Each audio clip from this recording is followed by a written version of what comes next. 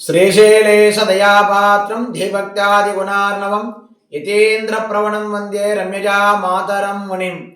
ఓం నమో వెంకటేశాయ. మన వింజమూరు తిరుమలానగరనందు వెలిసి ఉన్న కలియుగ ప్రత్యక్ష దైవం శ్రీ వెంకటేశ్వర స్వామి దేవస్థానంలో రేపు 16వ తారీఖు నుండి జనవరి 16వ తారీఖు వరకు మన వెంకటేశ్వర స్వామి దేవాలయంలో ధనుర్మాస ఉత్సవాలు అంగరంగ వైభవంగా జరుగుతున్నాయి. కావున రేపు 16వ తారీఖు నుండి ధనుర్మాసం ప్రారంభమయ్యి చివరి జనవరి 16వ తారీఖు వరకు జరగనున్న కార్యక్రమాలన్నీ కూడా ప్రతిరోజు ఉదయాన్నే 4:30 నుండి ఉదయం 7:30 వరకు స్వామివారి యొక్క కార్యక్రమాలు జరగనున్నాయి.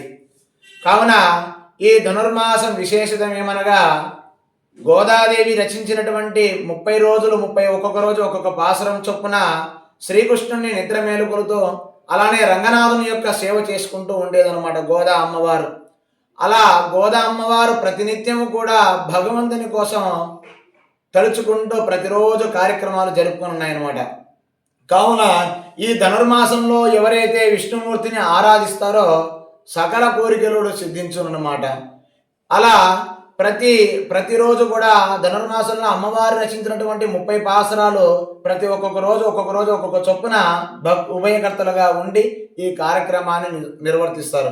ప్రతిరోజు కూడా ఉదయం 5 గంటలకు స్వామివారి గుడి చుట్టూ బిందె సేవ కైంకర్యం ఉంటుంది. ఆ బిందెలో నుంచి నీళ్లు తీసుకొని ఆ గోదాదేవికి ఆరాధన కార్యక్రమాలు జరుగుతున్నాయి. మంగళవాద్యాలతో ఆ కార్యక్రమాన్ని అంగరంగ వైభవంగా జరుగుతున్నాయి అన్నమాట. కావున ప్రతిరోజు కూడా ఆ అమ్మవారిని ఈ 30 రోజులను ఎవరైతే గోదాదేవిని బాగా ఆరాధిస్తారో అమ్మవారి యొక్క కోరికలు యొక్క అనుగ్రహం మీకు అందరికీ కూడా పరిపూర్ణంగా ఉంటుందన్నమాట. కనుక ఈ ధనుర్మాసం మొత్తంలో మనకు 30వ తారీఖు వచ్చేసి ముక్కోటి ఏకాదశి, స్వామివారి వైకుంఠానికి బయలుదేరేటువంటి యొక్క రోజు ఏకాదశి. ఆ ముక్కోటి ఏకాదశి నాబద్దు స్వామివారికి వివిధ రకాలమైనటువంటి పుష్ప అలంకారాలతో చేయబడి ఉంటుంది. ఆ రోజు ఎవరైతే ముక్కోటి ఏకాదశి నాడో స్వామివారిని దండం పెట్టుకొని ఈ యొక్క మీ కోరికలు అడుగుతారో అవి తప్పక నెరవేరుతాయని. అలానే 14వ తారీఖు భోగి సందర్భంగా మన దేవాలయంలో తిరుప్పాడ సేవ అంటే అన్నకూటోత్సవం అంటారనమాట. అంటే ఆ పులిహోరలో సాక్షాత్ శ్రీమన్నారాయణ యొక్క దర్శనం జరుగుతుంది అన్నమాట ఆ రోజు. కనుక ఈ ధనుర్మాసం ఉత్సవాల్లో ప్రతిరోజు కూడా భక్తులందరూ కూడా వచ్చి ఆ గోదా అమ్మవారిని ధ్యానం చేసుకొని అమ్మవారిని ప్రార్థించుకోండి, తప్పగా నెరవేరుతాయి. అంటే ముందుగా అలానే జనవరి 11వ తారీఖు కూడారే మహోత్సవం ఉంటుంది. కూడారే మహోత్సవం ఈ 30 రోజుల పాసరాలలో కూడారే మహోత్సవం అనేది చాలా విశేషమైనది.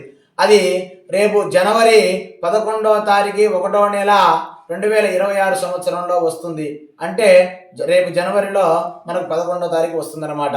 ఆ ఉత్సవం ఏంటంటే ఆ రోజు ఉదయాన్నే ప్రాతకాలనే అమ్మవారికి అభిషేక కార్యక్రమాలు, అలానే ఆరాధన చేసి కుండలో అమ్మవారి యొక్క ప్రసాదాన్ని క్షీరం, లక్ష్మీ క్షీర సముద్రం అంటుంది కదా, ఆ క్షీరంలో బియ్యం వేసి ఉడకబెట్టి కుండలో ఆ ప్రసాదాన్ని వండి అమ్మవారికి ఆరాధిస్తాం అనమాట. అది చాలా విశేషమైనటువంటి ఉత్సవం అన్నమాట. అది రేపు జనవరి 11వ తారీఖు వస్తుంది. అలానే 11వ తారీఖు సాయంత్రం గోదా అమ్మవారి యొక్క తిరుమాడ విధి ఉత్సవం ఉంటుందన్నమాట. దేవాలయంలో సాయంత్రం 6 గంటలకి గోదా అమ్మవారి ఉత్సవం కూడా జరుగునన్నమాట. ఈ యొక్క ధనుర్మాసంలో భక్తులు ప్రతి ఒక్కరూ కూడా ఆ యొక్క మార్గశిర మాసం చాలా విశేషమైనది. అలానే ముందుగా మనకు కార్తీక మాసం వస్తుంది. కార్తీక మాసం శివుడికి ప్రీతికరమైనటువంటిది.